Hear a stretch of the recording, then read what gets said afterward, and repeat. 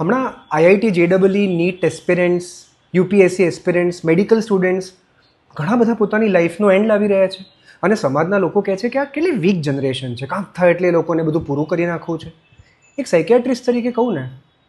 તો આ જનરેશનમાં સુસાઇડ નથી ચાલી રહ્યા, મર્ડર ચાલી રહ્યા છે. બહુ ફ્રેન્કલી આ મર્ડર માટે જવાબદાર ગણી અને કોને આપણે પકડવા?